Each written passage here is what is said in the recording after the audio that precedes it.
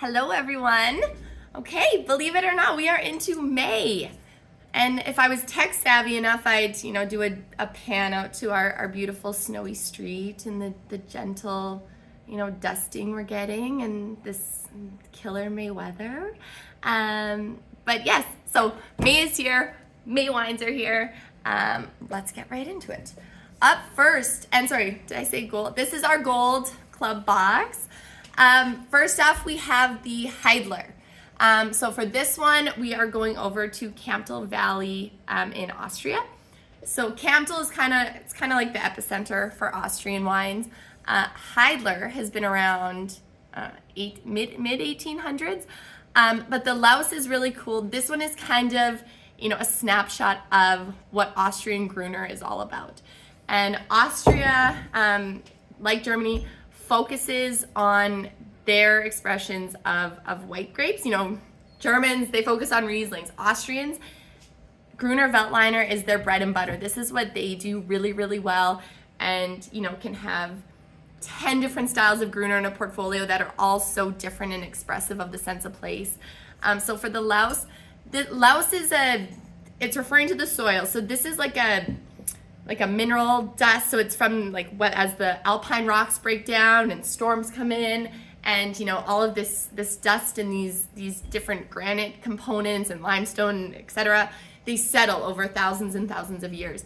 And then in this case, the glacial, there was pressure from the glaciers that went through there, and so we're talking when I say ancient soils. But again, each plot is so different and so expressive. So with the Heidler Laus, this Gruner is kind of like a sexier Sauvignon Blanc.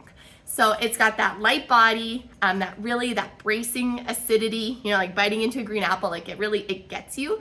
But Gruners are just, they're fun. They're a little spicier. You get, you get some floral in this one. You get a lot of minerality, of course.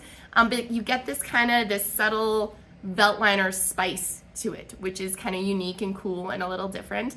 So this one, something you definitely want cold, crushable on its own, is great with anything that you would typically want a Sauvignon Blanc for. You could try this one, and I'll get my big hand out of the label. So sushi is killer with this, like a light vinaigrette style salad, or like I said, just on its own. Up next, this is Copa Torontel. So this is a Chilean white. Copa, kind of new age style, but focusing on old world grapes and really old vines. So Torontel, this is only, I think, like a half hectare. So 1 acre of land is all that exists in this property at high elevation for the Torontel grape. So really cool, really old, like 80 plus years, really concentrated flavors. Torontel is a natural crossing of Pay, which is kind of it's a light red grape that we see out of there, and Muscadet. So this one it's definitely a richer style of white.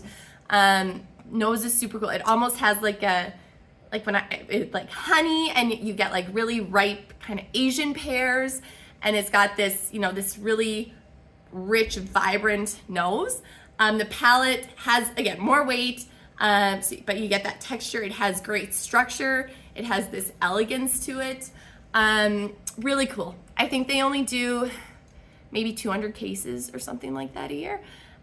So this is the Torontel. For this one, I had it with pizza, and it wasn't great. But then, so I had it with just like oh my God, Asiago, pardon me, like walnuts and cheeses and a little drizzle of honey, and it was dynamite. A roast chicken would be great with this. Any kind of just a savory pasta dish, like a pesto or olive oil noodle, something lean like that would be great. But this is our Chilean. And next we have Soli. So this is obviously rosé from Eduardo Meroglio, coming to us from Bulgaria. So this one right in the Thracian Valley, Kind of very Burgundy, French Burgundy-esque in the soil composition, but with more smokiness to it. A little more like powers in different, like it pops in different areas. But the rosé is kind of, it's like a beefed up style of Provence. It's a dry rosé. Obviously has a more intense color than Provence. This one is a blend of Cabernet Franc, Syrah, and Melnik, which is Bulgarian grape we see there. But yeah, so you get the ripe raspberries, you get that, that mineral to it, you get a little bit of that earthy coming through, but a little bit of a bigger style rosé. And since I've mentioned Burgundy, I guess I better show off our Burgundy this month. So AF Gros, Anne-Françoise Gros. She is born and bred in Vosny-Romanée, which is very, very, high-end Pinot Noir country in Burgundy. And her hubby is from Pommard. So these two, Pinot runs through their veins. They are very, they are there. They are right in the thick of it. They are the epitome of what high quality Burgundy Pinots can look like. For this one, it's cool. This is just a Bourgogne, right? When we see that one, it's entry level. But with this one, the grapes are sourced from 3 different plots. 2 of them in Pommard by their house, and then 1 in Volnay, which is another, very exquisite Pinot Noir spot. So we're using soils and grapes from very, very top end Pinot Noir sites. But because they blend both Pommard with Volnay, they can't give it the credit, the prestige, or the price point of those areas. So we get, those killer sites and vineyards and that technique on a Bourgogne label. So Pinot Noir, it's gonna have the strawberries, the mushrooms, truffles, that great kind of black tea characteristic, lighter body, nice bright acidity. And again, for this one, herbed like a roast chicken, a creamy mushroom risotto, just on its own. But Burgundy Pinot Noir. Followed up by Liatico from Lira Reiki. So this vineyard sits right in Crete. Crete it's a southeastern Mediterranean off the coast of Greece, the most populated of the Greek islands. But of course, probably, as you can guess, small production. So with the Liatico is the grape when you see that. Pretty cool. This is one of the queen grapes, the indigenous powerhouse reigning over them, from the Crete area. It's a lot lighter than I thought it was going to be. So it's very, it looks like a Pinot Noir. It almost looks like a light Pinot Noir, but it has more of that tannin structure. They're fine, but they're definitely there, and a lot more earthiness to it. You still get dark fruit, you still get raspberries, but it's an earthy, a more gritty, authentic style of Crete wines.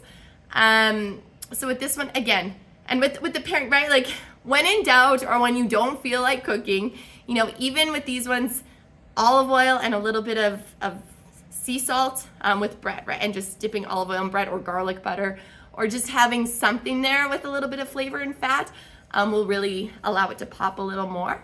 But this is the Liatico. And lastly, we have Azzurri Granza. So this is the Naturalesi Salvage, but old vine Grenache. So this one right in Spain, up in Navarra, in dusty old Spain, dusty soils, old area of Spain, Navarra. So this one, you get, it has that great kind of fruit forwardness, a little more approachable. The vines are old by definition. it's all organic, it's natural, it's, a very, very classic expression of the Garnacha. A great, this is one, after dinner, easy drinking, but has that bigger body to it. The the wine itself, I think it's done, not I think, it's done in amphoras for 6 months, and then 300-liter barrels. So, you know, the big barrels, so you get that roundness. It has that nice, subtle, sexy oak presence without being overpowering. But Grenache, I mean, again, barbecued ribs or, anything off the grill, it's gonna go well. Doesn't necessarily need it just to kind of around, great fruit on the nose, and your Spanish ambassador for May. And there we have it, my lovely Goulds.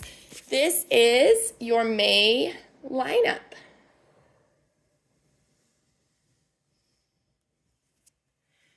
Thank you so much. I hope you enjoy them. And if you have any more questions, just let me know.